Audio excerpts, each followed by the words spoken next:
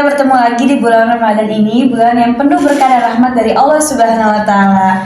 Dan hari ini dari BEM FAIPG sendiri kita mengadakan kegiatan Khurafa, yaitu kuliah Ramadan bersama Fakultas Agama Islam dan Pendidikan Guru. Apa sih Khurafa itu? Nah, Khurafa ini membahas materi-materi terkait bulan Ramadan yang tidak dibahas di dalam perkuliahan atau di dalam kelas. Dan kegiatan Khurafa ini akan dilaksanakan oleh BEM FAIPG sendiri loh teman-teman selama di bulan Ramadan ini. Nah, nanti di dalam kegiatan Khurafa ini kita akan mendatangkan narasumber yang hebat yang akan membahas mengenai materi-materi yang cukup penting kita ketahui selama bulan Ramadan. Sebelumnya perkenalkan, saya Siti Aminah. Seperti hari ini kita sudah kedatangan narasumber yang hebat yang mungkin tidak asing lagi bagi kita, khususnya bagi mahasiswa FAIPG, yaitu Ustaz Syukri Indra MPDI. Assalamualaikum Ustaz. Ustaz, bagaimana kabarnya? Alhamdulillah baik. Bagaimana nih Ustaz? Apakah puasa keempat ini ada kendala atau lancar? Sejauh ini alhamdulillah lancar. Alhamdulillah. Oke, izinkan saya untuk membaca biografi beliau.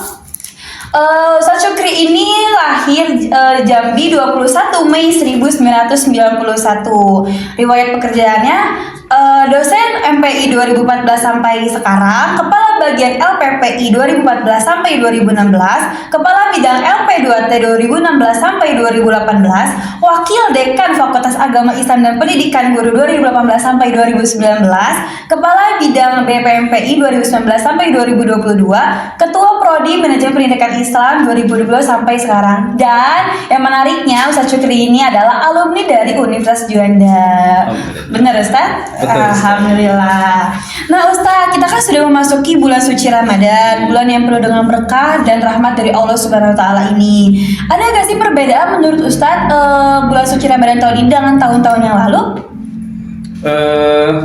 Kalau secara esensi sebenarnya sama ya. Kalau secara esensi sama antara Ramadan tahun sebelumnya dengan sekarang. Cuman kalau sekarang mungkin tantangannya semakin tahun itu semakin berat ya, dengan adanya teknologi, bagaimana orang-orang bisa memanfaatkan atau justru teknologi itu menjerumuskan pada hal-hal yang sekiranya negatif gitu. Oh begitu. Kalau boleh tahu tahun berapa nih Ustaz yang paling berkesan? Alhamdulillah tiap tahun berkesan. Alhamdulillah. Apa karena masakan istri yang selalu enak? Iya, bisa juga. Dan memang sudah seharusnya kita sebagai muslim menjalani hari-hari itu semakin hari semakin baik. Harapannya semakin ke depan, semakin kesini Ramadan kita semakin baik. Oke. Nah Ustadz, puasa Ramadan pertama kali itu disyariatkan pada tahun kedua Hijriah, yakni pada Senin 10 Sya'ban tahun kedua Hijriah, atau bisa dibilang 1,5 tahun setelah Rasulullah SAW bersama umatnya hijrah dari Mekah ke Madinah. Nah, puasa Ramadan ini yang di tiap tahunnya dijalani oleh umat muslim tentunya dilatar belakangi oleh sejarah yang akhirnya menetapkan bahwa puasa Ramadan adalah ibadah yang wajib untuk ditunaikan. Saya mau nanya Ustadz, boleh? Boleh silakan. Oke. Bagaimana sejarah asal mulanya perintah kepada umat muslim untuk menjalankan ibadah puasa? Ya, kalau kita berbicara tentang sejarah puasa, tadi sudah disebutkan bahwasanya pertama kali pensyariatan puasa itu terjadi ketika tahun kedua Hijriah, atau lebih tepatnya 1,5 tahun setelah Rasulullah hijrah dari Mekah ke Madinah gitu ya. Nah, itu pensyariatan dalam Islam. Walaupun sebenarnya nabi-nabi terdahulu itu sudah melakukan puasa, walaupun secara ritual mungkin agak sedikit berbeda. Kita tahu Nabi Adam itu ada puasa namanya Ayyamul Bid. Puasa tanggal 13, 14, 15 setiap bulannya. Kemudian ada puasa Nabi Musa. Beliau berpuasa 40 hari selama ibadah di Bukit Tursina. Kemudian ada puasa Nabi Daud. Nah, kita sering dengar kan? Puasa selang-seling, sehari puasa, sehari tidak gitu ya. Jadi secara syariat puasa itu sudah ada sebelum Nabi Muhammad. Walladzina min qablikum, kata Allah di dalam Al-Qur'an. Puasa itu sudah diwajibkan bagi orang-orang sebelum kamu. Artinya sebelum Nabi Muhammad itu sudah ada pensyariatan puasa, walaupun secara esensi dan tata cara sedikit berbeda dengan puasa-puasa terdahulu. Oh begitu. Oke. Bagaimana menurut Ustadz pengaruh Ramadan terhadap masyarakat dan budaya Islam? Ya, Ramadan tentunya banyak memberikan efek positif terhadap kita, khususnya umat Islam. Banyak hal sebenarnya yang bisa dipengaruhi oleh Ramadan terhadap aktivitas kita umat Islam. Di antaranya itu Ramadan mengajarkan kita untuk menumbuhkan sikap atau sifat kepedulian sosial. Nah, bagaimana kita mungkin sering melihat orang-orang yang mungkin kurang beruntung gitu ya, kurang beruntung mereka buat makan aja susah sehari-harinya, tidak punya uang untuk membeli makanan dan sebagainya. Maka melalui puasa inilah kita dituntut untuk bisa empati, untuk merasakan bagaimana penderitaan mereka, berlapar-lapar, kemudian tidak bisa makan, tidak bisa minum dan sebagainya. Nah, melalui puasa inilah kita dididik paling tidak merasakan apa yang mereka rasakan, sehingga muncul rasa kepedulian terhadap orang-orang yang kurang beruntung ini. Oh, begitu ya Ustaz. Kemudian Ramadan itu juga bisa mendidik sikap disiplin seseorang.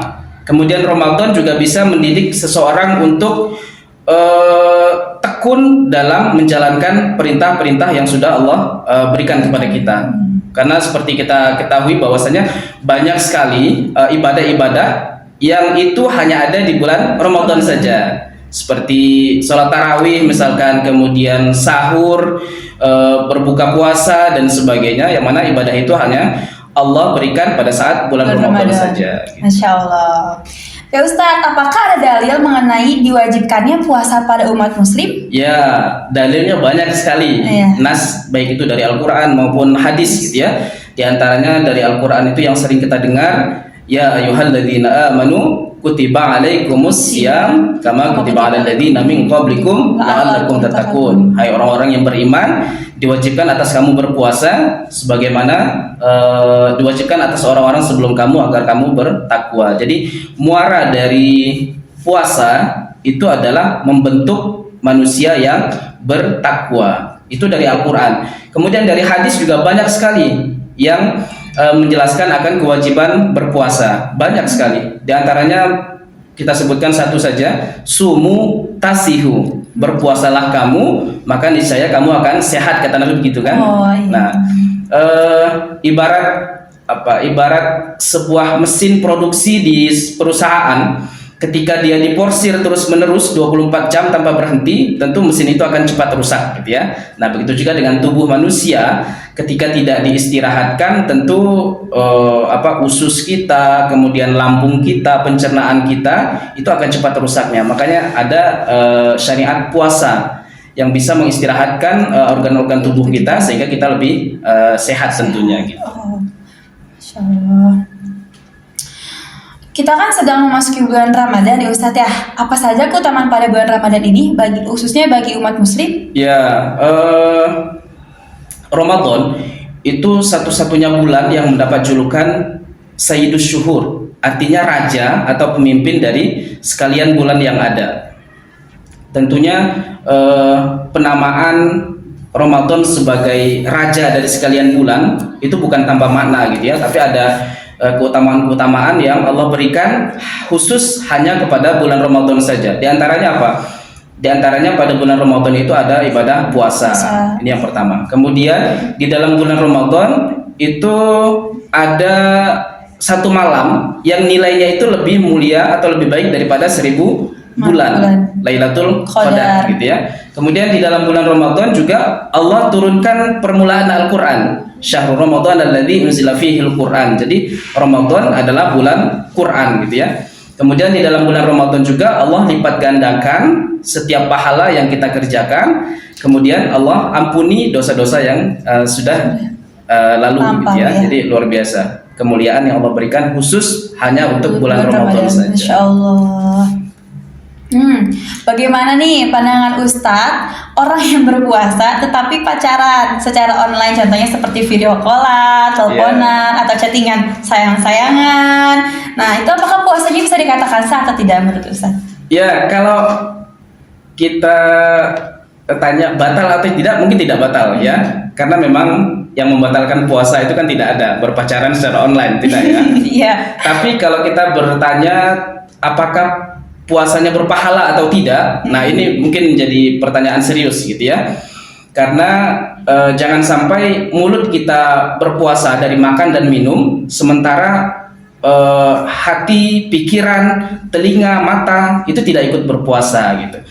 Jadi Nabi itu pernah menggambarkan kam min shaimin laisa lahu min siyamihi ilal ju' wal atas. Banyak orang-orang yang berpuasa itu mereka tidak mendapatkan apa-apa dari puasanya kecuali hanya lapar dan dahaga saja. Jadi memang sudah sepatutnya ketika berpuasa maka bukan hanya sekedar menahan lapar dan haus saja, tapi mata kita berpuasa, telinga kita berpuasa, mulut kita berpuasa, dan tubuh kita ikut berpuasa. Sehingga puasa yang kita kerjakan itu tidak sia-sia dan mendapatkan pahala tentunya di sisi Allah. Oke. Ini pertanyaan untuk khususnya anak muda zaman sekarang. Ya, khususnya mahasiswa yang mungkin sekarang itu luar biasa ya. Budaya pacaran itu. Masya Allah. Oke, terima kasih Ustaz atas waktunya. Semoga ibadah puasanya selalu dilancarkan oleh Allah Subhanahu Wa Taala. Terakhir nih Ustaz, adakah pesan untuk mahasiswa mengenai puasa di bulan Ramadan ini? Gimana? Apakah ada pesan untuk mahasiswa khususnya mahasiswa FIPG mengenai puasa Ramadan ini? Ya baik,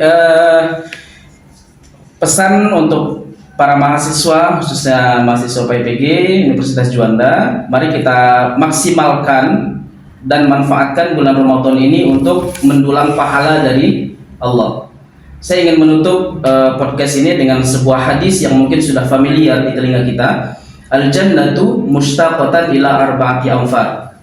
Bahwa surga itu rindu kepada 4 golongan manusia. Yang pertama apa? Yang pertama ta'lil Quran, orang yang selalu membaca Al-Quran. Wa hifzil lisan, orang yang menjaga lisannya. Kemudian wa mut'imil ji'an, orang yang memberi makan kepada orang yang lapar. Kemudian yang terakhir adalah wasaimina fi syahri Ramadan, orang yang berpuasa pada bulan Ramadan. Mari kita isi bulan Ramadan ini dengan kegiatan-kegiatan yang positif dan bisa mendatangkan pahala tentunya, sehingga kita termasuk orang-orang yang bertakwa nanti dan diberikan jannahnya di surga di akhirat nanti. Amin, insyaallah.